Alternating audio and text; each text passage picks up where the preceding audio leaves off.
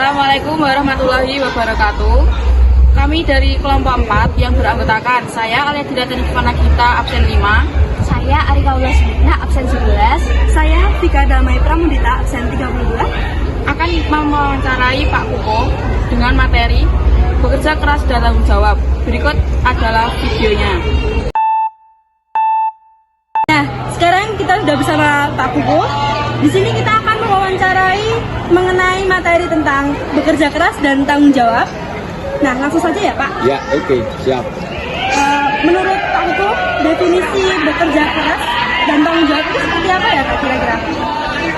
Menurut saya yang namanya bekerja keras itu bekerja yang dengan sungguh-sungguh, tanpa kenal waktu, tanpa kenal menyerah, meskipun banyak hambatan, banyak rintangan, itu berusaha kita selesaikan. Jadi menurut saya bekerja keras seperti itu. Kemudian kalau tanggung jawab itu menurut saya adalah kita bekerja sesuai dengan posisi kita. Artinya kalau kita sebagai guru ya kita menempatkan diri sebagai guru ketika kegiatan belajar mengajar. Ketika kita sebagai ayah berarti menempatkan sebagai ayah ketika di rumah. Ketika menjadi suami kita harus menempatkan diri sebagai suami. Jadi prinsipnya bertanggung jawab adalah kita melakukan sesuatu berdasarkan tupoksi kita, apakah di sekolah, di rumah, atau di masyarakat, seperti itu. Untuk meningkat waktu kita lanjut pertanyaan berikutnya ya Pak ya. Adakah rintangan yang dialami oleh Pak Kuko selama masih menjadi mahasiswa? Dan cara untuk menghadapi rintangan tersebut apa ya Pak?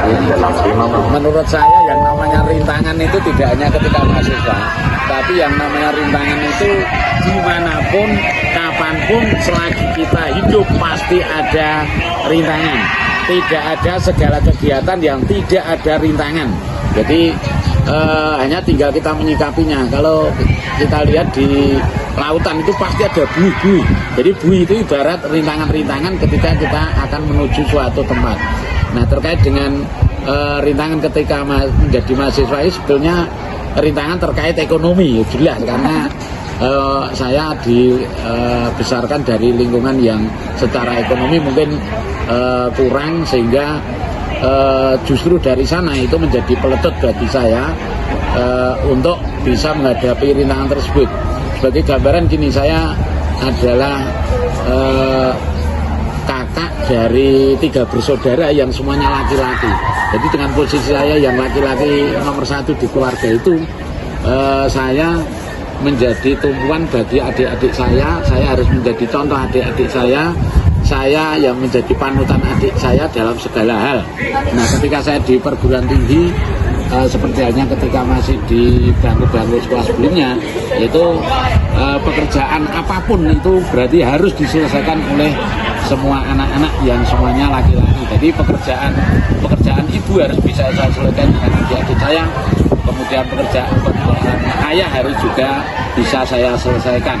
Nah, ketika di bangku kuliah itu yang jelas karena 2 minggu itu saya hanya diberi uang saku 20.000. Bisa kalian bayangkan, 2 minggu 20.000 itu masih nanti dikurangi transport dari rumah sampai Jogja, kurang lebih PP itu 5.000, berarti praktis saya hanya punya uang 15.000 untuk mencukupi kebutuhan makan, tugas, dan hal-hal yang berkaitan dengan kebutuhan sehari-hari. Nah, ketika sudah tidak ada uang, akhirnya langkah yang saya temui adalah puasa Senin dan Kamis.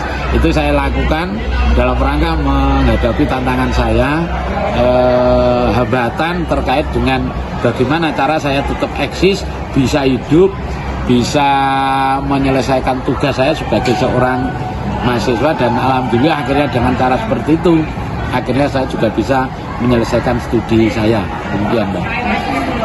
Baik Pak, untuk pertanyaan terakhir ya Pak, dari rintangan tersebut motivasi apa yang bisa Bapak kasih kepada kami agar selalu bekerja keras dan bertanggung jawab? Ya, yang jelas yang pertama terkait dengan bekerja keras, silakan anak-anak semuanya itu bisa belajar dengan segiat-giatnya. Sebagai gambaran, kalau saya ketika masih di bangku sekolah itu SLTP maupun SLTA itu saya belajar semalam itu 3 jam. dari maghrib, habis maghrib sampai jam 9 malam. Itu non-stop. Jadi artinya waktu itu dengan arahan dari bapak saya, akhirnya dengan kondisi seperti itu, akhirnya saya juga mendapatkan nilai yang menurut saya juga tidak terlalu jelek, tapi juga tidak terlalu bagus.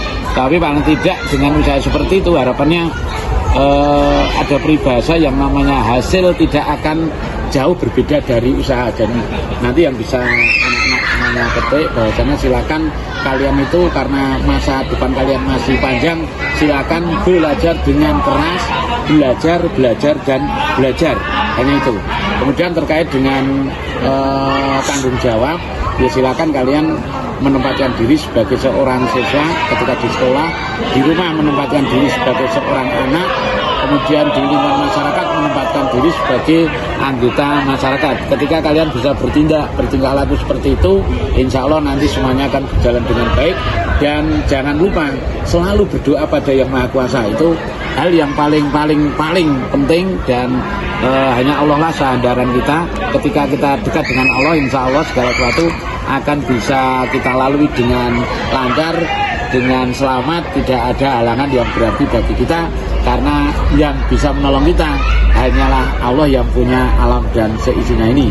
Sehingga harapannya kita nanti bisa sukses dunia dan sukses di akhirat. Itu Mbak. Baik, itu tadi Pak beberapa pertanyaan dari kami yang telah dijawab Pak Pro. Terima kasih atas waktu yang telah diluangkan. Sama-sama Mbak. Bila ada salah kata kami mohon maaf. Ya, sama-sama, tidak ada yang salah. Terima kasih ya Pak. Ya, sama-sama Mbak. Jadi, tadi adalah video yang dapat kami sampaikan. Bila ada salahnya mohon dimaafkan, jika ada lebihnya itu dari Allah, jika ada kurangnya datang dari kami sendiri. Mohon maaf. Wassalamualaikum warahmatullahi wabarakatuh.